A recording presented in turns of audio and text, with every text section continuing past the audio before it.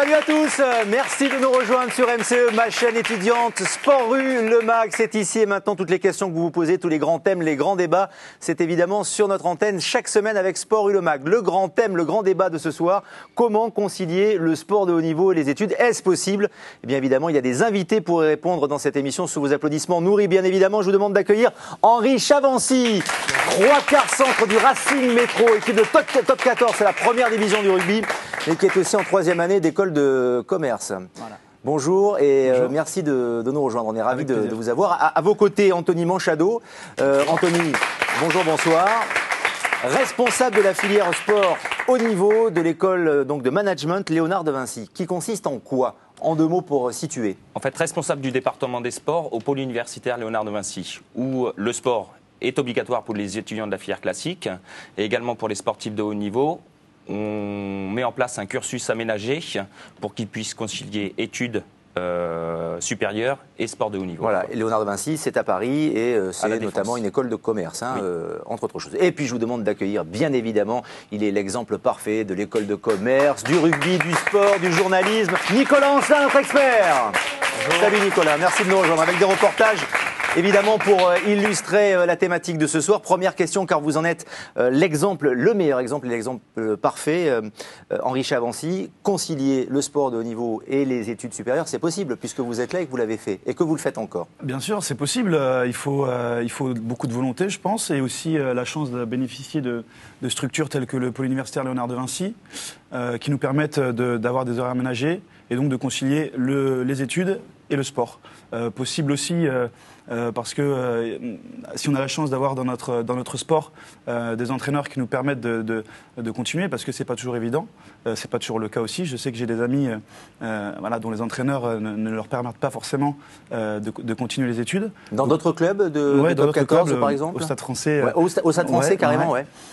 Donc c'est vrai que moi j'ai la chance d'avoir des entraîneurs très compréhensifs sur ce niveau-là, qui me permettent de continuer les études, de louper certains entraînements, mais ils savent aussi que c'est pour mon bien et que voilà. Donc Pierre Berbizier, par exemple, est complètement en phase avec ça, quoi. Il vous dit vas-y, passe tes examens, réussis tes cours. Ouais, Pierre Berbizier, Samuel Manix aussi, l'entraîneur des 3/4, comprennent tout à fait ma position et mon envie de continuer mes études et me soutiennent là-dedans et savent très bien que voilà, c'est aussi pour mon épanouissement personnel et que ça aussi peut influer sur mes performances. Anthony Manchado, je vous donne la parole dans un instant, mais j'aimerais quand même voir avec vous, Henri Chavancy, ça donne quand même des concessions.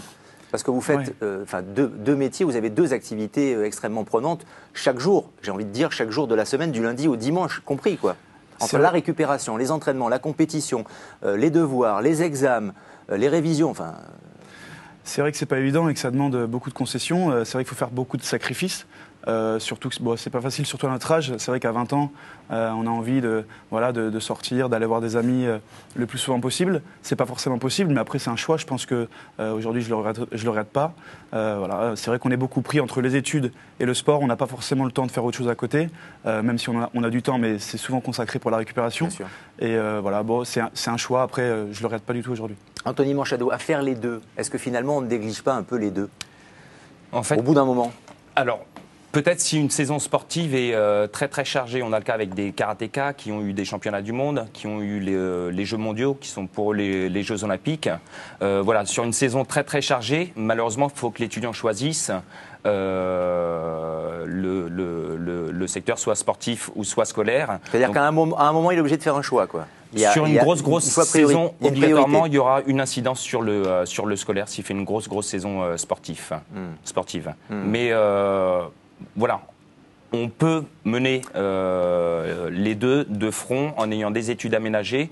Donc nous, ce qu'on propose en collaboration avec l'école de management Léonard de Vinci, donc c'est un cursus Bac+5 sur 6, 7 ou 8 ans, suivant les exigences sportives. Quelle est la différence avec l'INSEP, par exemple? C'est vrai que le grand public connaît l'INSEP, c'est l'Institut national du sport, d'éducation physique. Donc tous les sportifs et la reconversion des sportifs passent par l'INSEP, les métiers du sport aussi.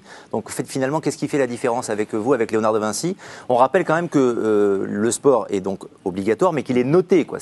Il y a un coefficient, ce qui n'est pas le cas dans le système universitaire français aujourd'hui. C'est un système britannique. Exactement, anglo-saxon. Au pôle universitaire Léonard de Vinci, pour les étudiants de la filière classique, le sport est obligatoire. Ils ont entre 1h30 et 3 heures de sport par semaine.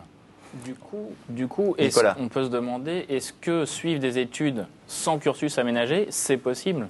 Parce que là, on parle que de cursus aménagé. L'INSEP, c'est aussi le cas. On privilégie, on met en avant le sport et le sportif. Est-ce que c'est possible dans un cursus normal? À l'INSEP, ils ont un cursus aménagé aussi. Ceux qui suivent les formations, je crois qu'ils proposent un cursus Bac+2 sur 3 ans, un BTS MUC, management des unités commerciales. Voilà, Léonard de Vinci, c'est un Bac+5. Les étudiants sortent cadres. Pour les sportifs de haut niveau, donc ils ont cours de 8h30 à 13h. Et ensuite, ils sont libérés pour leur entraînement respectif. Alors, pour bien comprendre que ça s'adresse aussi à tous les sports, il y a le rugby évidemment avec Henri Chavancy, mais c'est tous les sports, et notamment le tennis. Vous êtes allé vous rendre compte de cela sur place, j'ai envie de dire, à Rouen, Nicolas. Alors, on a suivi un cas différent d'Henri Chavancy, mais qui finalement est guidé par la même envie, c'est-à-dire poursuivre son sport au plus haut niveau possible, parce qu'à un moment donné, on n'est pas non plus certain de ses résultats, mais en même temps, s'assurer une suite, et donc ça commence par les études. C'est le cas de notre tenniswoman qui étudie à Rouen. Claire, 22 ans, n'est pas une étudiante tout à fait comme les autres. Elle est joueuse de tennis de très haut niveau. Quand elle n'est pas en cours, elle frappe dans la balle. Et quand elle n'est pas sur un cours, elle joue du stylo.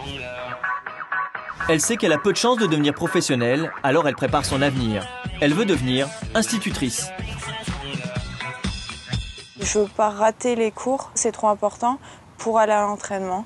Donc je m'entraîne après, le soir ou le midi comme aujourd'hui.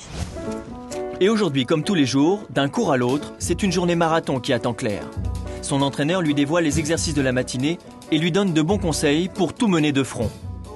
Tous les jours, avoir une régularité, une assiduité dans l'entraînement et ensuite être capable de bien s'organiser par rapport aux études universitaires et par rapport à l'entraînement.